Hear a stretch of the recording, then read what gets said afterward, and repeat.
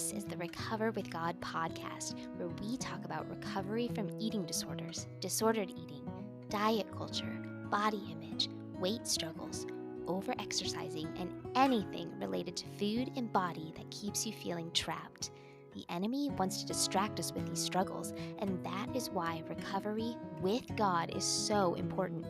This podcast will point you to God and the hope and freedom we have through Jesus, whether you're here for your own recovery or you want to help someone you know. So let's dive in and hear what God has to say through this episode of the Recover with God podcast.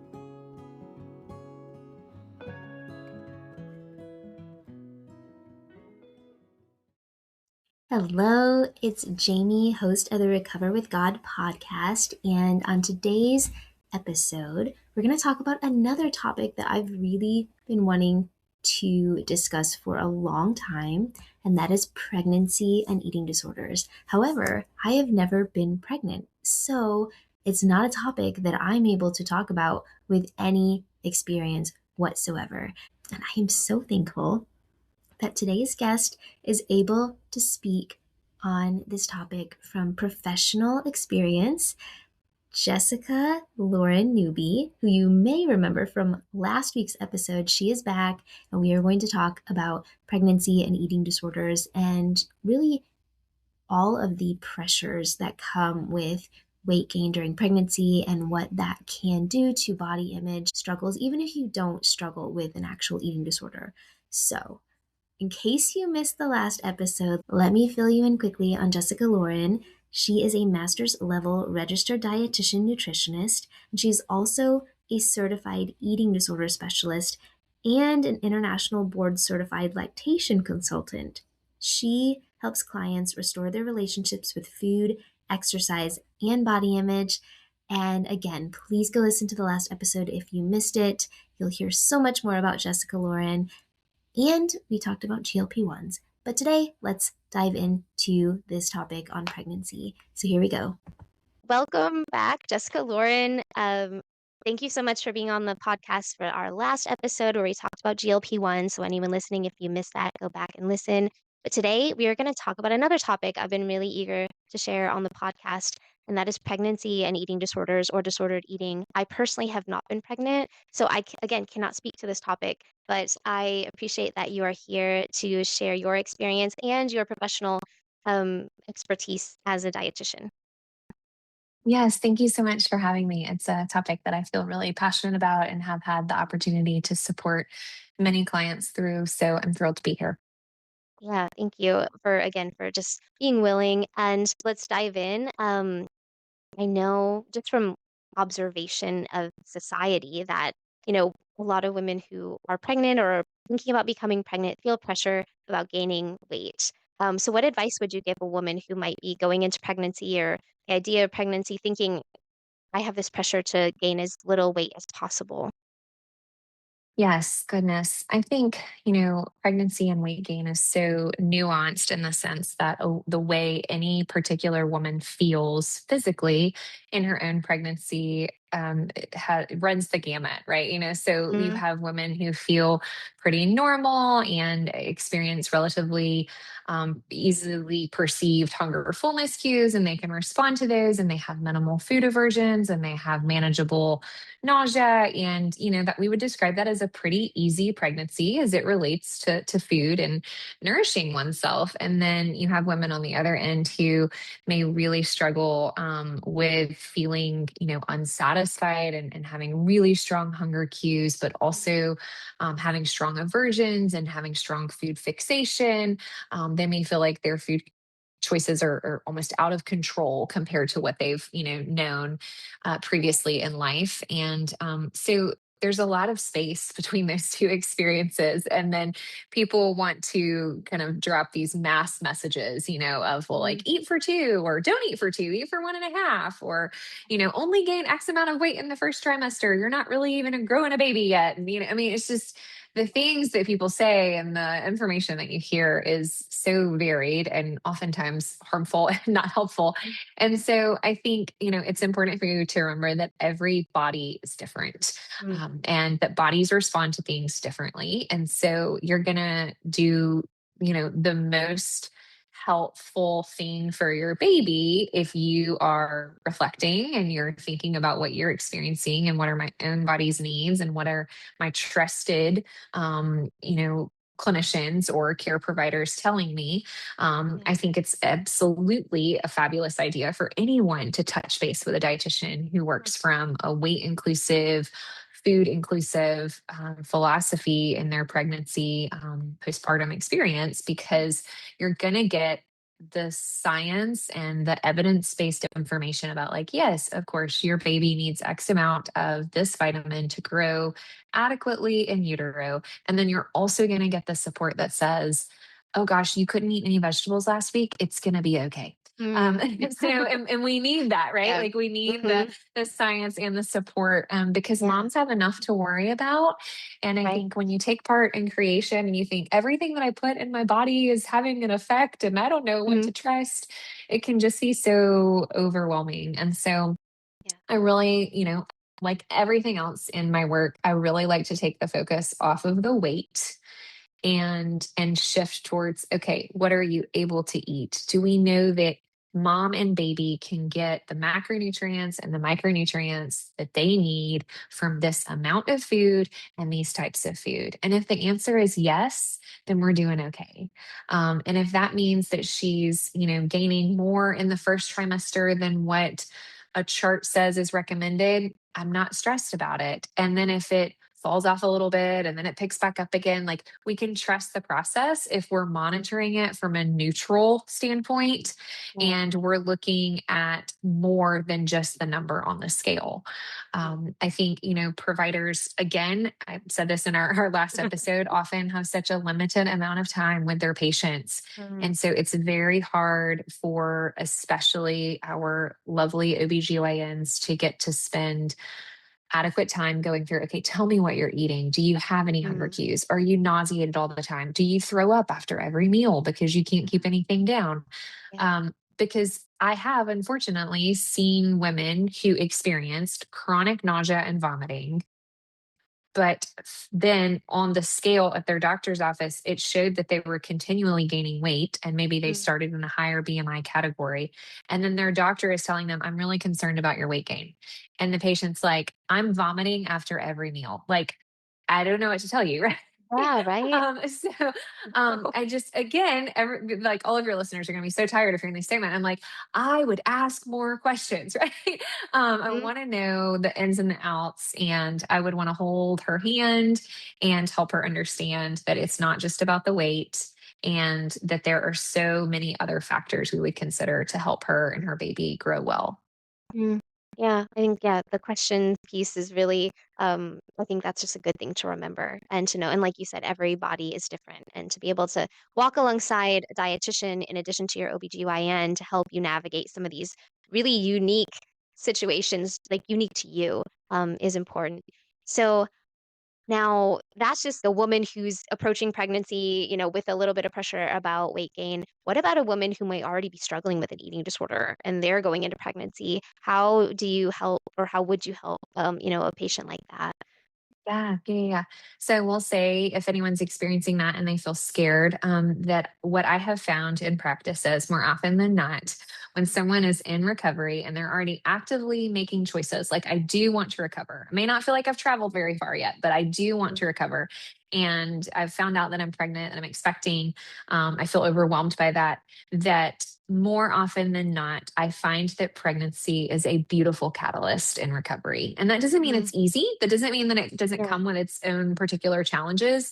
But I think that it is a beautiful catalyst because suddenly there is something that feels outside of ourselves motivating us towards recovery that's actually inside of us that we're Mm. getting to participate in with creation, and carry that life. And so I think, I would say first, don't be afraid. Like, Mm. you can't do this. You can continue to recover.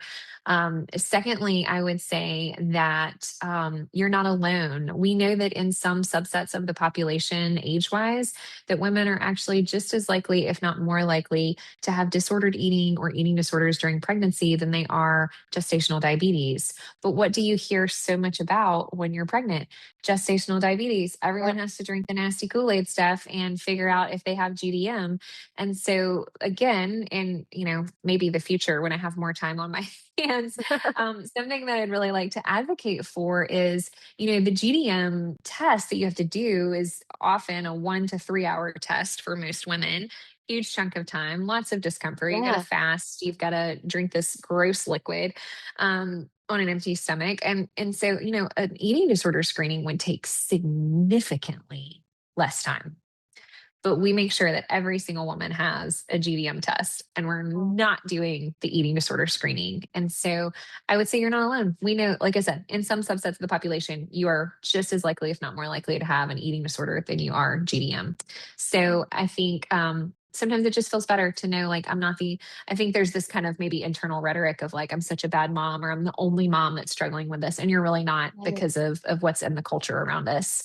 Mm. And then thirdly, I think I would tell them, get help. Go find a dietitian. Go find somebody to hold your hand, and find therapists that can hold your hand on that side. And don't feel like this is more than you can handle, because you can absolutely do so with the right support. Yeah, yeah, I appreciate that because I do remember when before I recovered from bulimia, and again, I've never been pregnant, but I remember thinking, actually, when you talked about it potentially being a beautiful catalyst in your recovery, I actually considered if I were to get pregnant, that would honestly almost force me to recover because I would feel like I could not be selfish Yes, with another life inside of me, and so I think that's a really great way of looking at it. And if that had happened to me, I mean, I can't really speak to it, but I do think I really resonate with what you said there. And I think, yeah, just that idea of not feeling alone in this, if that's where you're at right now, because I think that's what the enemy always wants us to feel is that we're the only one, no one will understand. We can't get help. We just need to, suffer through it on our own. And so, exactly. just that message, getting help, not feeling judged, not feeling like you can't get help. And I hope that you do if that's where you're at today. So, um, thank you for sharing that. Now, obviously, when you're pregnant, there may be, a spouse or significant other involved in this process. And so, is there any advice that you might give to that person, or even a friend walking alongside someone pregnant right now, and they're not really sure how to help if someone might be struggling? Yeah, great question. I think it's always great to ask them what kind of help would be the most supportive. Mm. So if they've already been open with you about their struggle with eating, then that feels like an easier ask. But to approach and say, hey, I want to support you best I can. I don't ever want you to feel like I'm being the food police or I'm, monitoring you, but how can I best support you in pregnancy or in postpartum, knowing that food and body has been hard to deal with in the past or currently, and let them tell you, they might be able to name some really specific ways. Like, gosh, it's so helpful when I have X number of breakfast foods that I can just grab and go in the morning. Mm. Or it's so helpful if I have someone eat with me. It's so helpful if, at the end of the day, someone else washes the dishes because then I can meal prep my other things for tomorrow. And so helping them get creative in ways that feel supportive. Most people do not want someone managing their food in and out as an adult. No. So finding other ways to support them that allow them to nourish their body, that would be my number one piece of Mm. advice. And then I think it's always a really good idea to ask, hey, if things start to look not so good, how could I express my concern to you? Like, we're doing Mm. non conflict moment work, right? So, how could I Yeah. express my concerns to you later on down the road if I notice something? Because I don't want you to feel attacked. I don't want you to Mm. feel like you have to get on the defensive. But I Yeah. do want to, watch out for you and love you well and support you well. And so I think those are two really great Mm. questions to ask. Yeah, that seems really approachable because I do think, someone on the other side might be just afraid to even have that conversation, not really know how it goes. Yeah, you don't want Yes. someone to feel attacked. So kind of approaching it with this really great level of grace and wanting to understand and wanting it to be, what's really gonna help and not hinder. So yeah, I think that's great. And I hope for anyone listening now that that's helping you if you're maybe in that situation right now or you could be in the future. Okay. Well, as I've mentioned on the podcast before, I'm not in the medical field. I'm not a professional in this area, but I do want to go back to what you said about a woman who is pregnant or maybe, thinking of becoming pregnant, they're seeing their like seeing an OBGYN, for example, and they may want to consider bringing in a dietitian or someone else on their team to help with this because um, I'd kind of like to hear more about medical professionals' maybe misconceptions about the connection between weight and health because I know we've talked a lot um, about your doctor might be mentioning your weight. And do medical professionals do they really understand that? Yeah, I think that's a great question. I think we have great medical professionals who do understand that and who are very aware. And I've worked with some wonderful medical providers supporting pregnant women along the way who, when the patient told them in the beginning, hey, I have an eating disorder history or I'm in active recovery right now and I don't want to know my weight. I don't want to talk about my weight. That's a great, I think, segue sometimes for them to say, hey, I already have a dietitian that's supporting me in my recovery. Could you just communicate any weight concerns or things that you want to talk about with my dietitian? I'm trying to protect my mind and my body right now, and I don't want to know about my weight. I'd rather you talk with them. So that's a step that's sometimes helpful for people, especially if your provider is open to supporting you in that way and wants to really reduce harm. I really think early disclosure is always to your benefit because it's Mm, going to, we can't fault people for not being mindful of things they're not aware of. And so I think allowing your medical providers, the opportunity to receive that information from you and then respond accordingly helps everyone. So saying, hey, this is how I'd like to handle this. And then they can honor those requests, hopefully. I think that it's really hard for people to do self advocacy. I think, again, they just feel maybe awkward or like, I don't want to tell my doctor what they should be doing or not be doing. And I just remember that it should be a patient and provider relationship and mhm, that your doctor should be willing to hear from you about what affects your mental and your physical health. And so we can do that very respectfully and make that request. I think there are a lot of misconceptions, obviously, around health and size outside of pregnancy. And then that mhm, doesn't really change inside of pregnancy mhm, either. And so there are a lot of, I would say, ideas around, well, the least amount of weight gain is the best, or only gaining X amount of pounds per trimester, and then it amps up here and then it kind of falls off again. And if you don't follow that quote unquote normal trajectory, certain providers might have stronger thoughts about that than others. You, of course, find providers who hold that very open-handedly, and can acknowledge that weight gain is very individualized. And so long as baby's growing and mom is healthy, we're going to just trust the process. mhm, So lots of misconceptions exist. And I think, I would encourage medical providers, as I've said several times now, just ask more questions mm, about your patients and their experiences with food. So we should not, in my opinion, as providers, as clinicians, et cetera, see a patient, see their weight, and instantly start giving advice. There should always be questions asked between those two things. So if you walk in and your provider is seeing your weight and they're instantly saying, well, you really need to eat less. Like it really looks like you're eating for 3 or 4 and you're only eating for, 1.5 right now. And we need to get things back under control. I would be very reticent to continue with that kind of provider because they did not ask any questions. They don't know anything about what I'm eating or not eating, mhm. what my nausea, vomiting, acid reflux, et cetera, is like. And so I think that is uninformed care. And Mm, again, I understand providers are on a really big time crunch, and I want to be respectful and acknowledge that. But I think if my provider was to walk in the room and speak in that way with very little information, I would be very reticent to continue care with them. And even more so if they're not willing to hear my feedback and kind of turn course a little bit after that interaction. mm. That's good advice, and I think that that can apply to any situation too. I mean, Absolutely. again, haven't been pregnant, but I have a gynecologist, for Hmm. example, and so going in there, getting that annual checkup and just I always do appreciate when my gynecologist asks me questions and doesn't just assume, she knows what's going on based on how I look or based on my test results or anything like that. So it definitely makes a difference, and you do feel like you can have more of that relationship. But I do think that's great advice because sometimes I feel like personally you can go into a doctor appointment and I think I'm not an expert in this area, but I do know how my body feels inside. Yeah.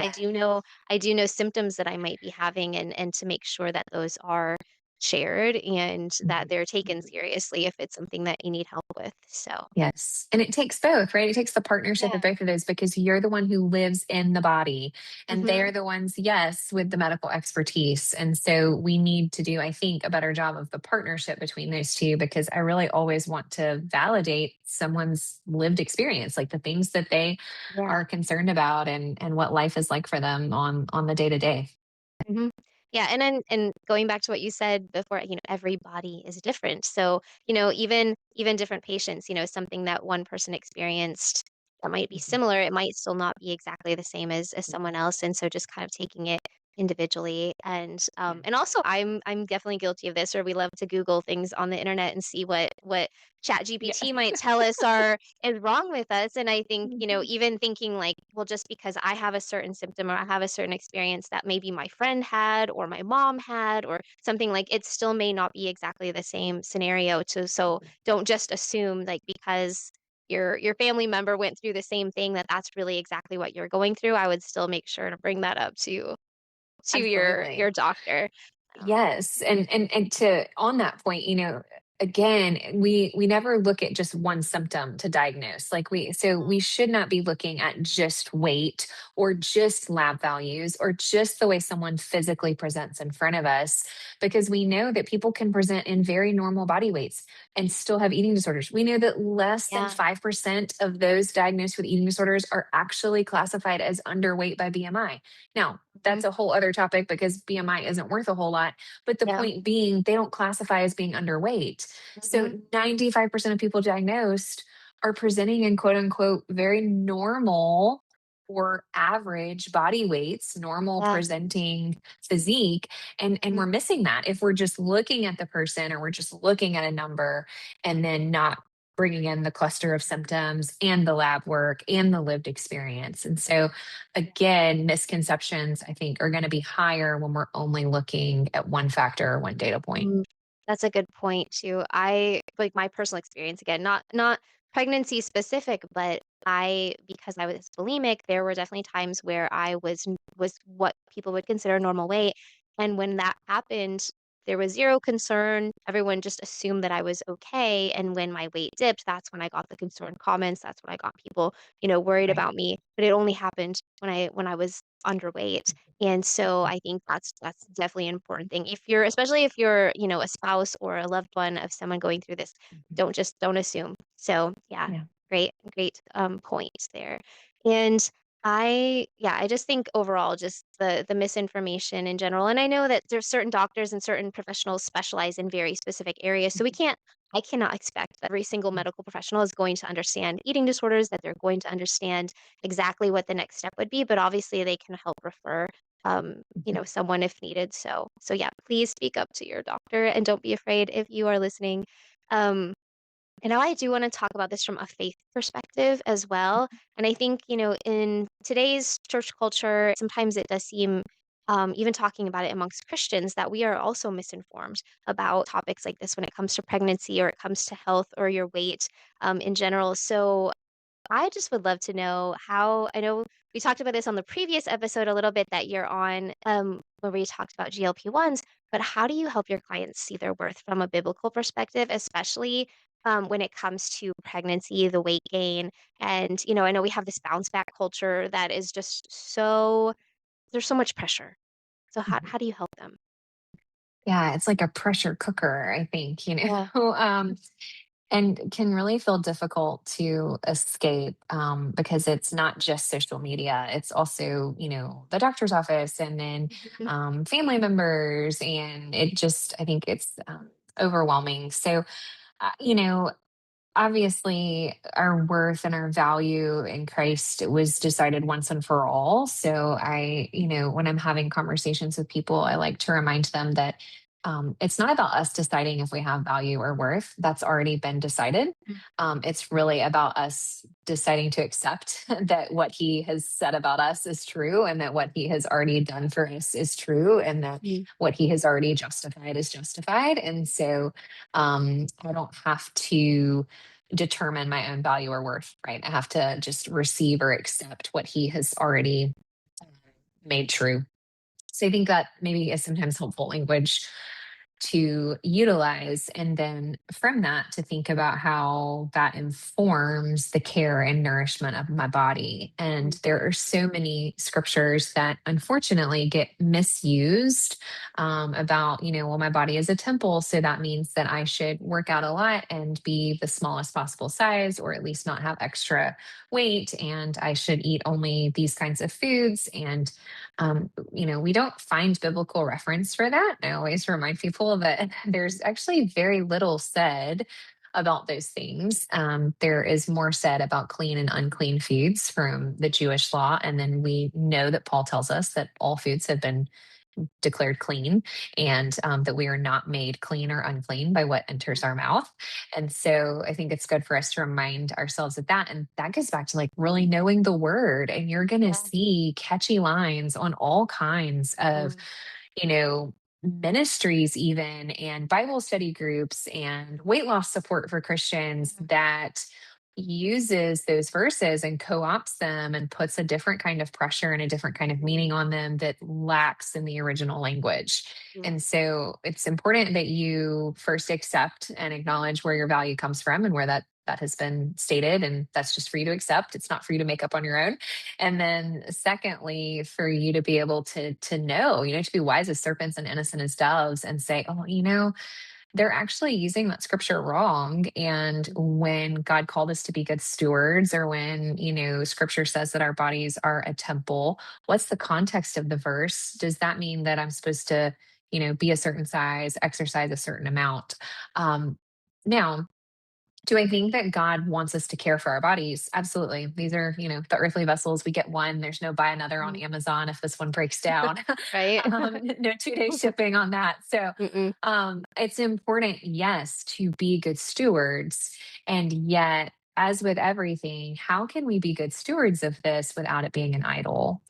And how can we care for this without, maybe allowing for less room in our lives for what God really has for us? And so, if my quote unquote stewardship of my body costs me all my free time and all my extra funds, and I cannot be engaged in my community, and I can't love my friends and my family well, and I can't dine with, my Bible study group, and I can't give up a workout, to go do an outreach, then I have questions, right? I'm like, Yeah. something's out of place here. And I don't think that's the life God wants us to pursue. Um, there's a balance there. And the beautiful part of it is that God is a God of order. He's not a God of chaos. And he absolutely wants us to experience the balance, and what I like to call that like gray space in between the two extremes of not caring at all, never caring for yourself, never going to the doctor if you're sick, never eating well, never, and becoming hyper fixated on it and making it an idol. And so God is so good, and he's so gracious to, build us with things like intuitive hunger and fullness, and acknowledging that you have pain somewhere. So I should figure out where that pain is coming from. So he built us in a way that we can be attuned with our bodies and care for it. Unfortunately, our obsession with making it look a certain way or being a certain size often separates the brain from the body. So then we can't even, actually activate or enjoy that connection and operate out of it, because we're so disconnected from it in this disordered way. So I think, again, I want people to feel like they know where their value is, that was predetermined for them, and Jesus paid for that once and for all. And that Amen. secondly, we can, yes, care for our bodies, but it should not take precedence over every other part of us. We are a body. Yes, we have a body, but we are a spirit, and that's the part of us that's going to live forever. And if I'm neglecting the care of my spirit for the care of my body, then that should also be a red flag. Mm, that's so practical. I think everything you've shared, that's just what I keep going back to, like the questions, just the examples that you give. I think it's so relatable. And that's just, it takes it to a place that anyone can understand or kind of, evaluate your own life and think, like, I would be going to dinner with my Bible study or, even having a family dinner or something like that. Like, however you can apply this to your life. I just really, really am so thankful that God's kind of given you this wisdom to kind of break it down for everyone listening. And I really hope that they take your questions to heart and really just get deep with God and get deep in his word and pray about just answering these questions very honestly and really evaluating your life, because I think that's where the freedom breakthroughs start to happen, and where we start to Yes. see those mindset shifts, and we start to see the strongholds that might be in our lives that are keeping these habits and these behaviors and these lies, in our lives. So yeah, really appreciate your perspective on that. Thank you for sharing. And on this topic of pregnancy or maybe even postpartum, um, is there anything that we may not have touched on that you really wanted to add? Yeah, I think a few years ago, I was on a panel answering some questions about food and body from a biblical perspective. And I jokingly made this statement, and it kind of went viral in the room and thereafter, because my one liner was, if the devil can't make you bad, he'll make you diet. And the room rioted over that. And and the reason I say it now is because all of this, wanting to care for your body well, wanting to feed yourself well in pregnancy, wanting to see your value and then be a good steward, it's all rooted, almost always rooted in a really pure motivation, right? Like it's not a bad thing to want to do those things. But I think that the enemy is so good. He's so crafty at taking Yeah. something that really is an innate, probably godly desire, and shifting it and putting it out of perspective or out of proportion in our lives. And so, um, as we enter any season, but especially in pregnancy and postpartum, I think feelings can feel really upside down and really big, and we can think that we're doing everything wrong and nothing right. And so I like to remind people, I'm like, he's going to be crafty about taking your focus and really pulling it in a distorted way, Mm, and idolizing things that maybe we feel like we can control or we should control to be a good Christian or to be a mm, good Christian mom. And that really the answer to most things is probably somewhere in the middle, with him leading us and guiding us with his spirit and helping us just make those day-to-day decisions that honor him and that honor, what he's given us to steward.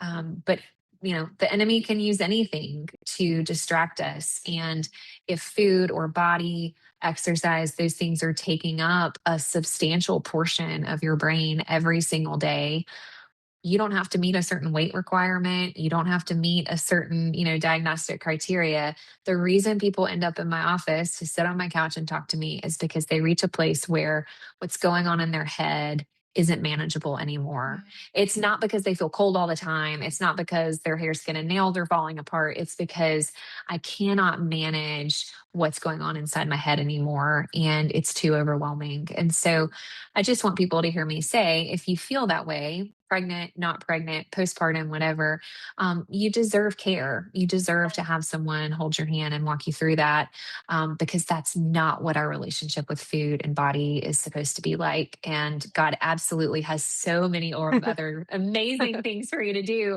mm, And the enemy uses that to get us off track, because then we don't get to do and be and accomplish the things that God has for us. And so he mhm. robs us of the joy there.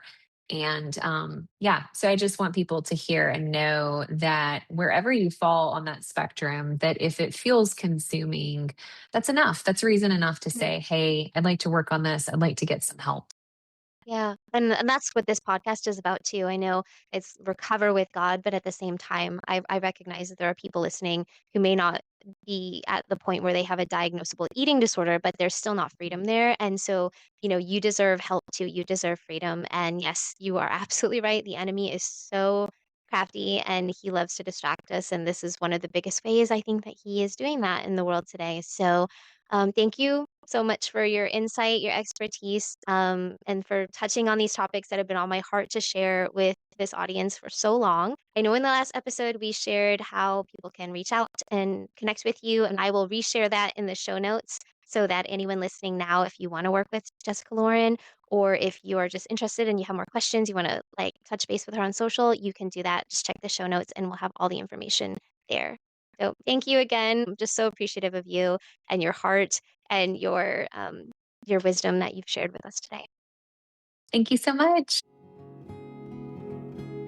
Hey there, it's Jamie again, and you made it to the end of this episode of the Recover with God podcast. I pray that God is speaking to your heart right now and that you go on with your day feeling less alone. If you haven't already, I hope you hit that follow button to subscribe and receive notifications for future episodes.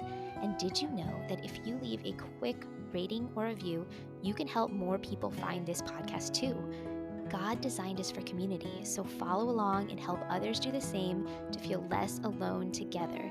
I hope you tune in next time, and until then, you can always catch up on any past podcasts you might have missed. P.S.